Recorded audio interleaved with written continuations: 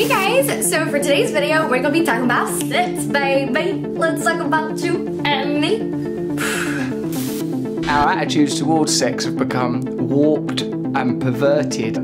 There's just icebergs of filth floating through every house on Wi-Fi. What happens when you're in a relationship and the one cheats on you? Why am I always over here feeling alone and single and not supported? Here I am, being a good Christian, you know, doing what the God says. It's one of those things where the pornography addiction turns into something else. You can't have something like that in your life without it growing into something else. It just felt like something that we were forced to accept and we never got a chance to have a conversation about it. That message that your sex is the thing that makes you valuable, that is your currency, that limits women's choices. So if you're constantly bombarded with great waves of filth, it's really difficult to remain connected to truth.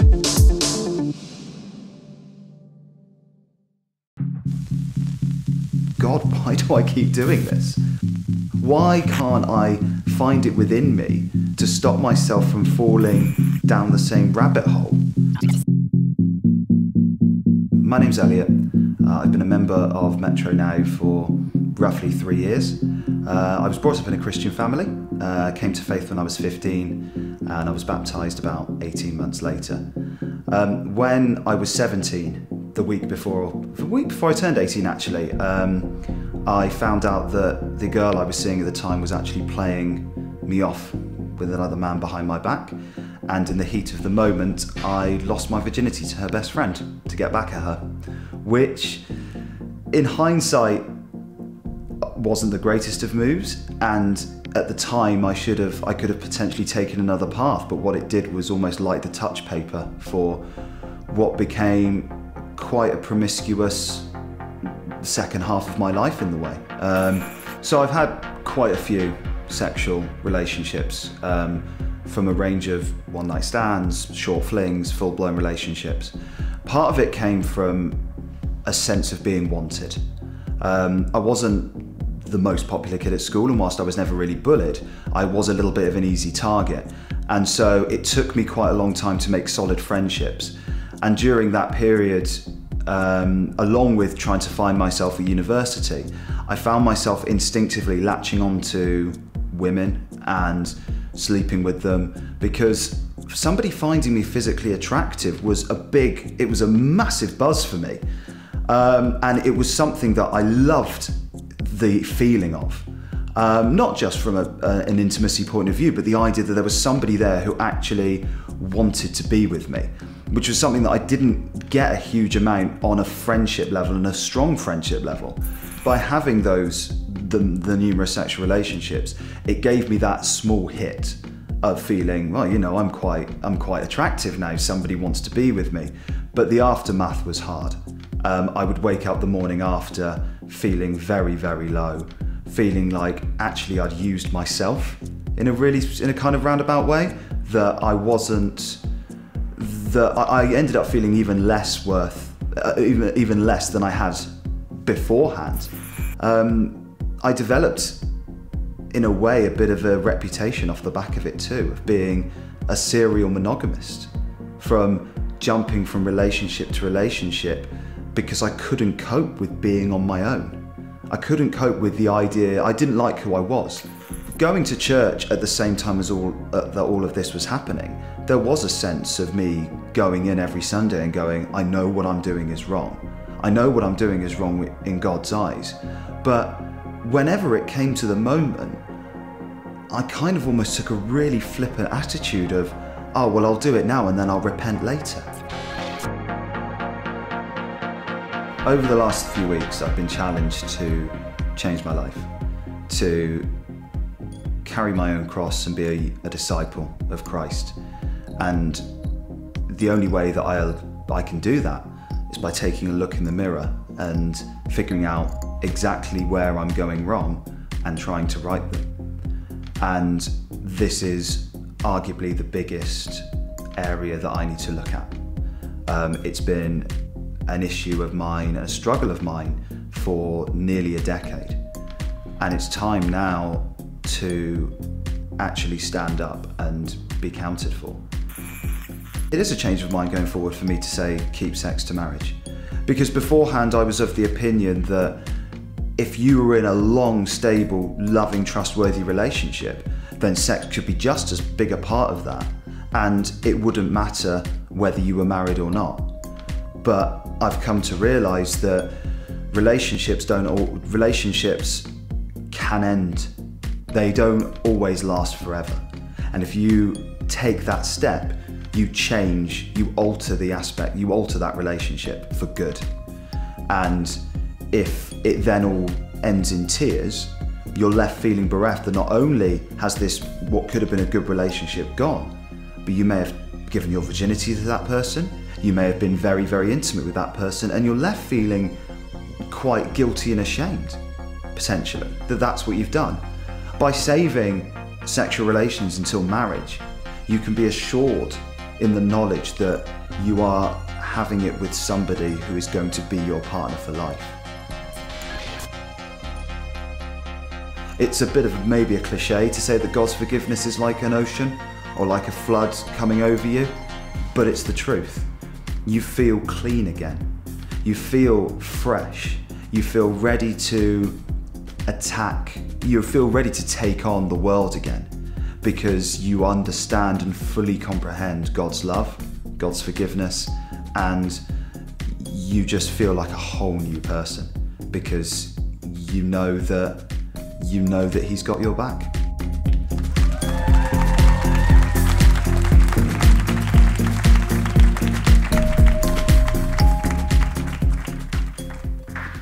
It's an amazing story, and it's amazingly courageous to put your life and your experience out there. Now, what we're going to do tonight is, I've got to say this up front, this is an introduction. So you have lots of whys and yeah, but what about this and what about this? And you're not necessarily going to get lots of that tonight. What we are going to do is we're going to set some groundwork. And I want to start off with a joke, okay? So I need a little bit of audience interaction. But this is my joke. I say, why is sex like a violin? No, you've done a joke before. You say, I don't know. Why is sex like a violin? Okay, so I say. Why is sex like a violin? I don't know. Why is sex like a violin? I will tell you in about 12 and a half minutes. But first of all, I want to lay some groundwork. So Kate and I were at a party last night, and it was some friends that we've had for a number of years, people that live near us, and so we walked over, and it was a fancy dress party, and the invitation said, Raiders of the Lost Ark. That's the theme, that's fancy dress. And I'm like, oh, fancy dress, really? But we went with the theme. So Kate and I, we went as Indiana Jones's ethnically correct archaeological workers. So we were wearing like kaftans and kind of like Egyptian stuff. Like we were looking for, Raiders of the Lost Ark. We went with the theme. We go through the door, and as soon as we get in, this crazy sight comes up. A woman just walks up, bounds up. Her face is totally black. I mean, she's a white woman, but she's got a black face. She's done like boot polish or something. Her whole face is jet black. She's got a funny nose with whiskers coming out. She's got these kind of dog ears. She's wearing a fluffy coat. She's got a huge black fluffy tail sticking out from behind her. And she comes bounding up and she says, look, get it? And I'm like, sorry? And she turns around and she shows that she's got this kind of spiky, bondagey collar on. And I'm still not getting it. And she says, bark, get it? Bark. Raiders of the Lost, barking. I'm barking. And I thought, yeah, you are. And for the record, blackface, that's kind of not a thing that we do anymore. Offensive? I'm right here. And it was freaky. And we came into the party and everyone else had these kind of weird outfits. And I'm like, are we the only ones that went with the theme? And it was a scary, frightening, weird party. And I wanted to leave immediately. And I left as soon as I could. When I got back home, Kate and I, we looked at the invitation and we saw that there was a little bit of small print. Raiders of the Lost Ark, that's the fancy dress theme. And then the small print says, anything with the word ark in. Barking. Ah. And suddenly I realized that I probably shouldn't have reacted so awfully and hit the woman because the invitation did quite clearly say anything with ark. So suddenly bark makes sense. And I came back and I'm asking myself the question, is this my fault? Was I just willfully not understanding what they were trying to communicate? Or is it their fault? Have they given me an invitation into something where they've not made it clear? They've made it look like something else. And they've alienated me and they've made it weird. And I say that because when we talk about sex within the church, a lot of people have got the message that sex and the church's attitude, the church's opinion, the church's teaching on sex is something that freaks them out, that seems ridiculous, that causes just all kinds of reactions, most of them not positive. People will hear what the church says. And is it because our culture is willfully not understanding what we're saying? Or is it that the church has not done a great job? Do you know, I kind of think that it's probably on us as the church that we've not done a good job.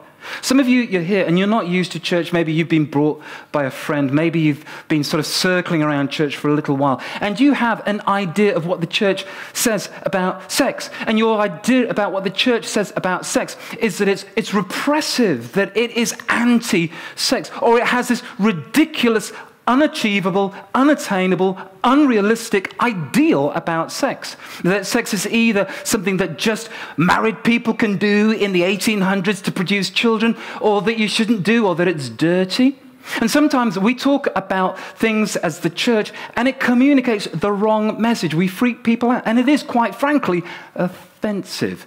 Something that causes distress where it shouldn't cause distress. And if you are not used to church, you'll know straight off that when Christians talk about sex, very often the kind of image that we have is Christians and preachers and puritanical moralists saying about the sins of the flesh. The sins of the flesh. And we just think as a culture, well, is it so sinful, your flesh? I'll show you one verse. Now, this verse comes from Paul, one of the early Christians, writing to a Roman colony called Galatia. It's modern-day Turkey. And he talks about the sins of the flesh. He says this in his letter. He says, the acts of the flesh are obvious: sexual immorality, impurity and debauchery, idolatry, witchcraft, hatred, discord, jealousy, fits of rage, selfish ambition, dissensions, factions and envy, drunkenness, orgies, and the like. And many people out there say, yeah, but drunkenness, orgies is what we like. We like to have an expression of sexuality. And this idea that the church should wave and wag its finger and say that the flesh is sinful, we don't feel like the flesh is sinful. We feel like that's an unhealthy attitude and you're repressing what is naturally part of your makeup, and that sex is natural and the church should just get off its high horse. We don't want the church telling us how we should view our bodies. We don't want the church telling us what we should do between consenting adults and somehow making us feel guilty and shamed and dirty and grubby.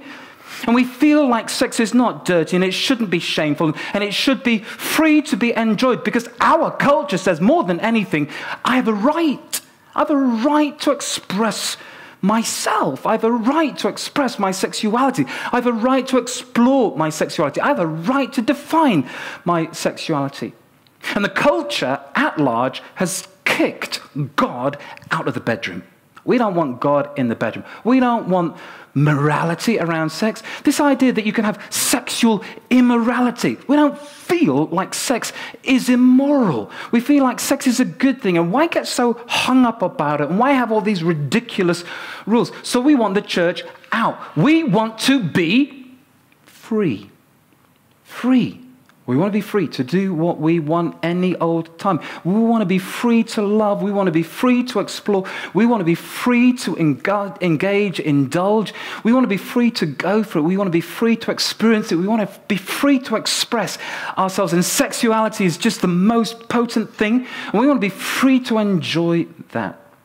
I just want to look at these attitudes, because these attitudes kind of coincided with what we call the sexual revolution. So the sexual revolution that came around in the 60s, essentially, sexual revolution, it takes sex out of reproduction. So with the advent of the pill and also medical ways in which you can now conceive without actual sex and intercourse taking place, suddenly sex is no longer tied to reproduction. And when sex and reproduction were intimately connected, it meant that you had a certain set of beliefs and values about sex, because sex could lead to babies. And babies are crazy and they will mess your life up. Believe me, I know. And so the sexual revolution just freed sex, and there's this great big sigh of relief around the world where now sex doesn't have to be tied intimately to reproduction. We can now be free to uncouple sex from reproduction. And then with changes in society, sex then became freed from marriage. And people said, this idea that only married people can have sex and make love, that's outdated, that's Victorian, that's ridiculous. And we looked at marriages and we saw a lot of bad marriages, and we saw a lot of unfulfilling marriages, and we just thought, who wants to get married anyway? If you can only have sex when you're married, then what's the point? And how do you even know you want to marry the person if you can't have sex with them first? And so let's get sex and marriage just disconnected. Let's disconnect sex from marriage. And then before you know it, it goes one step further. Sex is now uncoupled from relationship, because it's no longer a case of, like Elliot said in the video, sex within a long, stable relationship. Now, forget that. How do you know you want to have a long, stable relationship if you haven't tried it first, if you haven't had some fun, if you haven't expressed yourself? How can you know that it's going to work if you haven't had experience? You need to get good. You need to just get a little bit of experience, become a man of the world, become a woman of the world. And so now today we have this proliferation of hookup acts.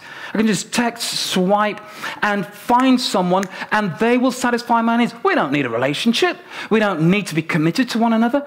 And suddenly sex is not any longer to do with partnership. It's now to do with pleasure, expressing two consenting adults. That's all the morality you need. All you need is, it's not hurting anyone. We agreed to it. You agreed. You did agree. I told you, you said you agreed. I'm pretty sure you agreed. You gave consent, and I recorded it on my phone just in case. And sex is decoupled from relationship. And then, of course, it goes even further still. Sex becomes decoupled from other people. It becomes disconnected from other people. And now with the incredible saturation in our society of pornography, waves, like Russell Brand says in his bathrobe on his little bed, which is bizarre, but he talks about waves of filth. And when Russell Brand is making moral observations about the culture, you know something has gone badly wrong. And we have this porn, access to porn, average age of porn exposure around about 10 years old, and it's kind of dropping all the time. And so sex is all over the place. And it's a fact, and you probably know this, that statistically millennials and Generation Z are having less sex than the generation before them. And a part of the reason of that is that I don't need sex with another person anymore to have my fulfillment. I can get a perfect body on a perfect screen, in perfect environment, in my own private space, and I can pleasure myself without all that messy going out, even swiping when that's too much. Who needs the rejection, right? I can have it as much as I want, as long as I want, and I'm free. And the whole point of this, it's sex with no strings attached.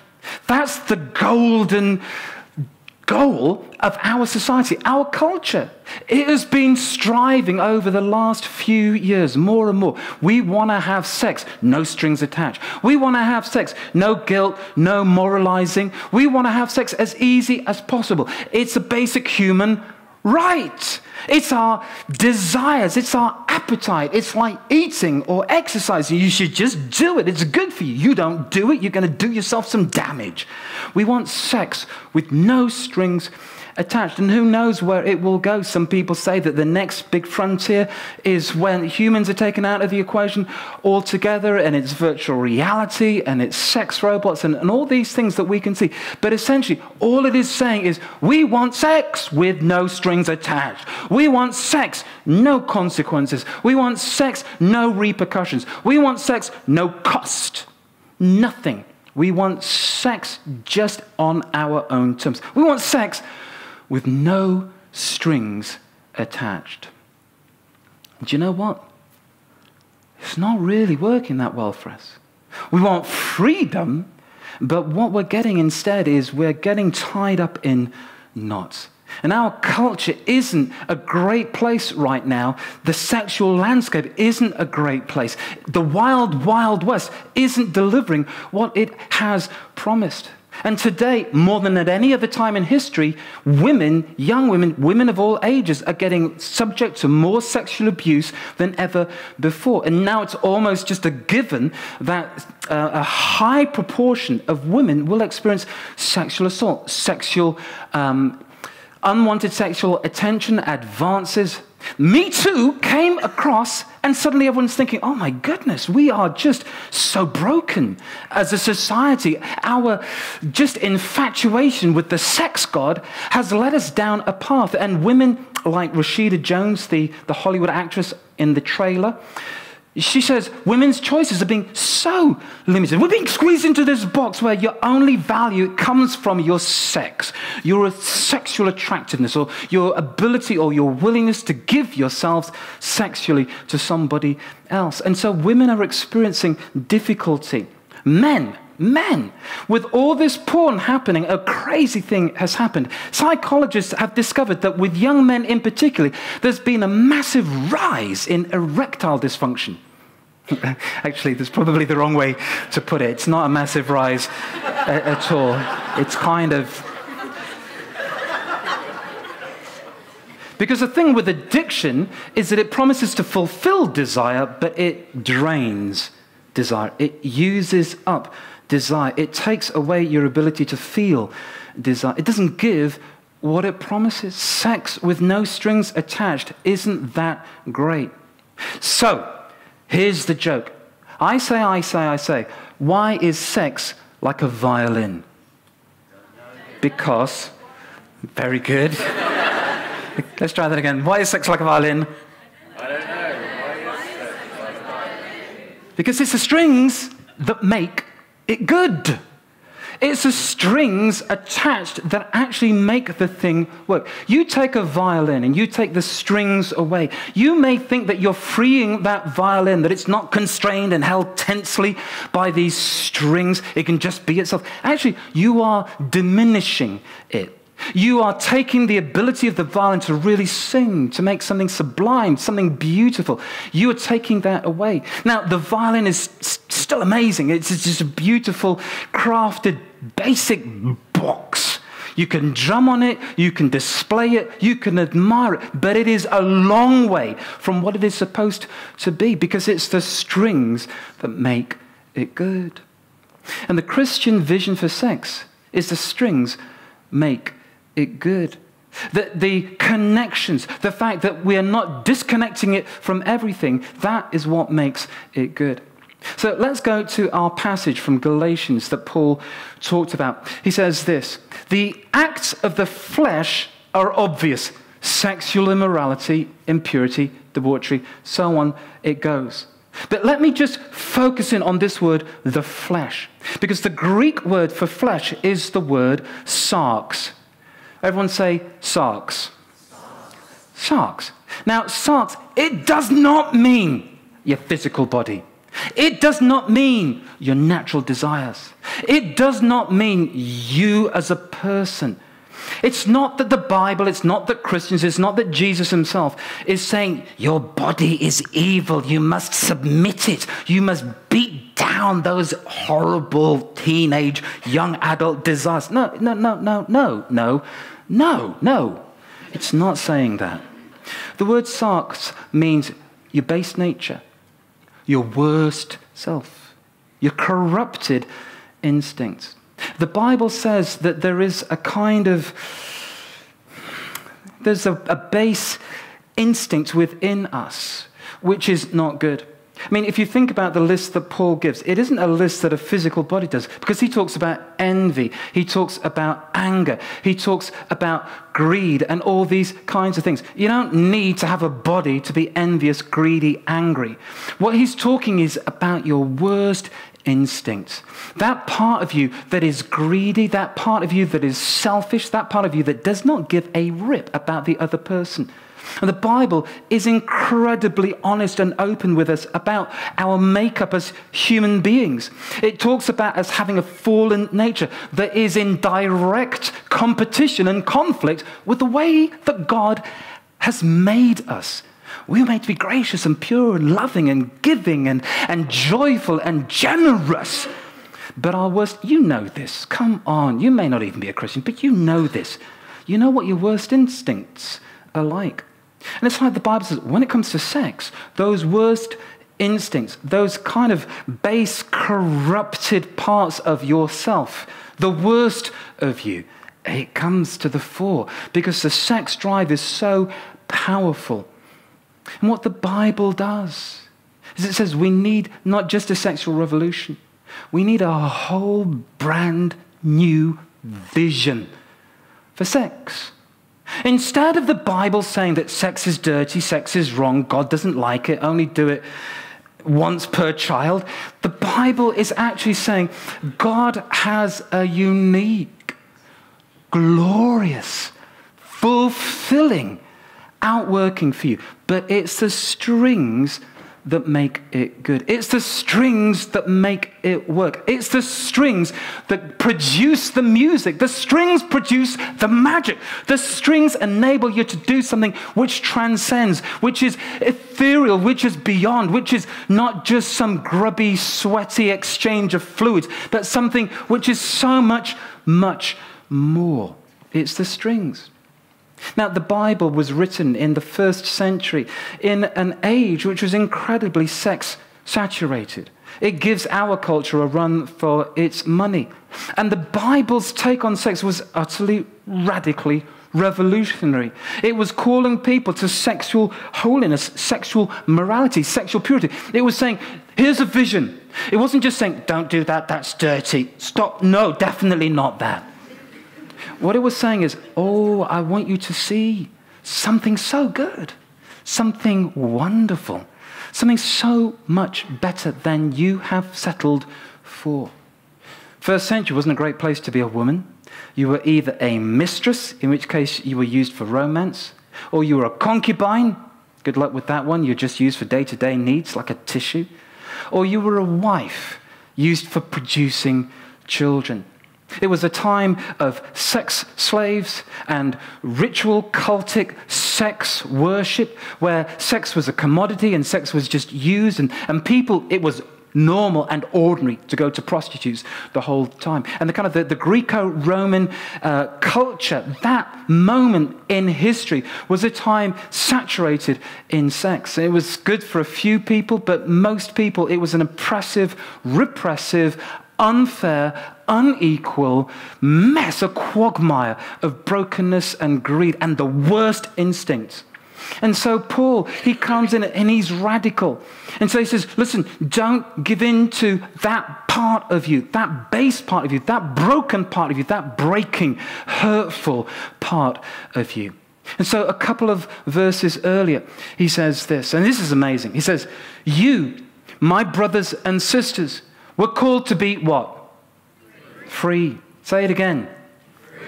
You were called to be free, but do not use your freedom to indulge the flesh. There's that word again. Paul says, freedom, the very thing that our culture, our humanity cries out for. I want to be free. I want to express myself. I want to not be shackled, not be repressed, not be burdened. Paul says freedom is not just your desire. Freedom is your very calling. If you are a follower of Jesus Christ, like Elliot said, I want to be a disciple of Christ. I want to take up my cross. Paul says you have been called to be free. With your sexuality, it's part of your identity to be free. In other words, we are connecting sex with ourselves. So this Christian vision for sex means that we are locating sexual expression in our holistic human experience. We're not just saying, oh, sex, it's just a thing. It's just an urge. It's just an appetite. You just do it. There it goes. And it's like an animal. No, God is saying it's holistic. Sexuality fits with you. And you need to think about yourselves in terms of a calling, that you are chosen, that you have been selected, that you have a wonderful divine destiny, that God has got a mission for you. And that mission is to be free. Everyone say free. You are to be free. You are to know yourself. You are to know your identity. And your sexuality is part of the way that God has made you. It's not a little side thing over here. It is actually holistically, intrinsically wrapped up in your humanity. The Bible constantly goes over and over again that you were created by God sexual. You were created, and whether you're single or in a relationship, whether you're married, whether you're looking for marriage, whoever you are, you have an identity, and it goes beyond all of those things. You have a dignity about you. And so Paul says, don't you get this? Don't you know? Your body is a temple of the Holy Spirit. Temples in the ancient world were the most mystical, glorious, wonderful, supernatural, elevated places you could find on earth. People would travel for days, hundreds of miles. People would go on pilgrimage and count it as the high point of their existence to visit a temple, a place where heaven came down to earth. And Paul says, I'm not saying that your flesh is dirty, disgusting, to be despised, to be put down, to be repressed. I'm saying your body is glorious. It's a temple, and your sexuality is part of that. That whole thing where he says your body is a temple of God. It's part of one of, again, his discussions on sexuality. The Christian vision for sex means that my sexuality is not divorced from who I am. It's a part of who I am. And therefore, it needs to be treasured. It needs to be valued. It's special. It's like a gift. It's like being able to play the violin. It comes from my soul, who I am. The flesh is the worst of me. It's the worst instincts, the worst part of my personality, the stuff that I'm ashamed of, that I don't want to be like. And Paul says, you can be free of all that stuff. You can be free of guilt. You can be free of shame. You can be free of the addiction to stuff that you can't control. I know that there are people in this room and you're addicted to porn. I know that. And I know that you're not that brilliantly happy about it either. I know that it has a grip on you. I know that there are people here, and you've been through difficult relationships which have left you feeling used, abused, dirty, unlovable, unwanted, unloved. I know that about you. But Paul says the Christian vision from Christ himself, you can be free. You can be free. You can have a sexuality which comes out of a free, dignified humanity. You know who you are. And you are made in the image of God. You're not just flesh and bones. You're not just atoms and molecules. You're not just urges and hormones. You are a dignified temple of God. And the Bible, instead of devaluing sex, it puts sex right back in our relationship with ourselves. And then he goes on and he says this, don't indulge the flesh with your freedom. Rather, serve one another humbly in love. For the entire law is fulfilled in keeping this one command. Love your neighbor as yourself. Oh my days. This is huge.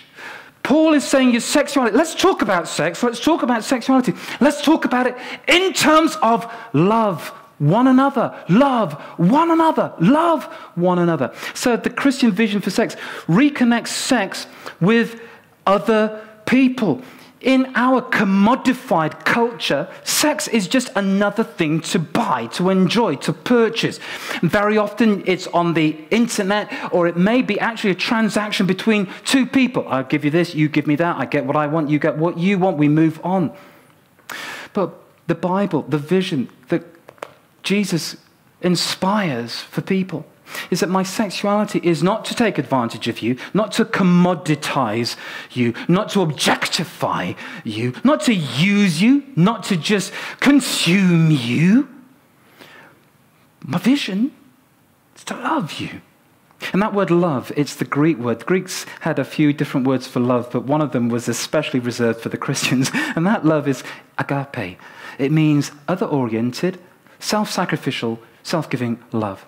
And do you know what that means? It means if there's going to be strings, no strings attached to anything, it's love.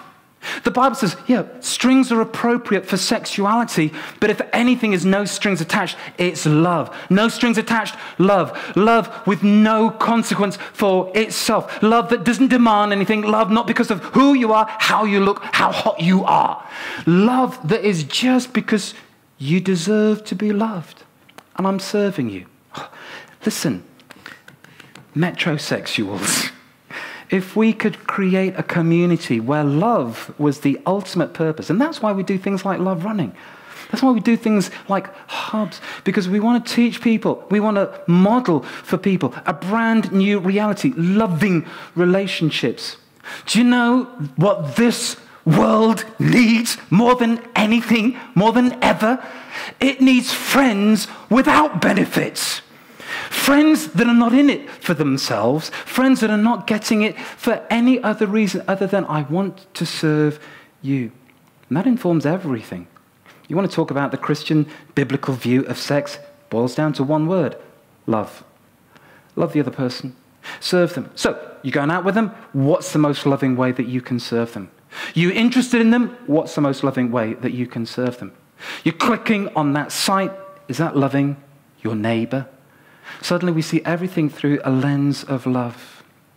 And it changes absolutely everything. And then he goes on, he says this: so I say, live by the Spirit, and you will not gratify the desires of the flesh. For the flesh, sarx, desires what is contrary to the Spirit, and the Spirit what is contrary to the flesh. They are in conflict with each other, so that you're not to do whatever you want. Because invariably it's our base nature, our worst selves, our greedy, grasping instincts to use, abuse, and consume others that diminishes us, that takes the strings off the violin and finds it can play no tune. And the biblical Christian view for sex is that we live with a spirit that comes against that. So many times you find yourself in a situation you think, why am I like that? Like Elliot talking in his story, saying, waking up and just feeling guilty and ashamed. And you can say, oh yeah, well, that's just because you put shame on it, you put guilt on it. That's your... No, you know that this is not a good way to live. You know it's not good to just treat other people as objects to pleasure yourself. But the Spirit, live by the Spirit. Suddenly the Christian vision for sex is it's connecting it back to God's Spirit. So the sex in Scripture is an integrated, holistic creation, that it's part of who we are. It fits perfectly with the way that we were made, our best selves, the way we're supposed to be. I am who you say I am, not what some sleazy magazine or crappy website says I am. I am who you say I am, created in your image, created to experience one flesh. I'm created to love, to be a loving community. So much of the sex that happens out of control is because we long for connection. And the scriptural vision is, let's come together as Jesus people, let's connect with one another. Let's provide love for one another. Let Metro not be a meat market where you just come and just find the nice, eligible partner, or you go to the next church down the road. We want this to be a place where we build community, where we love. But God says, I want to be involved. My Spirit can live and fill you. Paul says to the people, and they used a lot of prostitutes in those days, he says, don't you know? Did you not ever hear this? When you sleep with a prostitute, you're joining Jesus with her. And they're like, whoa, whoa, whoa, what? Jesus is connected with you and your sexuality. Jesus is a part of it. And if you live your life with him in it, he's not going to just, the bedroom door, let me just take a respectful distance. No, God says, I am in this. I want to be in this. And we're going to explore what that looks like later on as we go through this series. But then, this is amazing. This is so, so amazing. And I'm coming into land pretty soon. But this is just so good. You really, really got to listen to what Paul says next.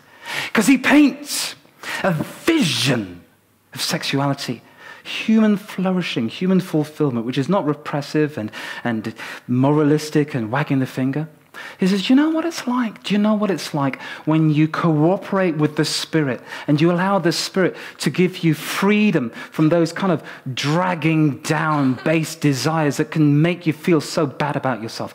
Do you know what that's like when you surrender your life to Jesus, when you bring your sexuality, like Elliot said, sexuality into the lordship of Christ, become a follower of Christ, be filled with the Spirit? Do you know what that's like? He says, this is what it's like.